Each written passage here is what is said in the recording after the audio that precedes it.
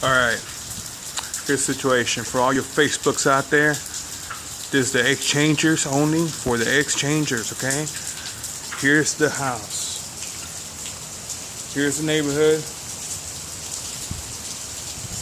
There you go. The water has receded about 1.5 feet. However, it's street level, 20 inches deep. And the way you go down, the deeper it gets. Alright? It is stunning what you see. Alright, now, typical. This is I'm going inside the house.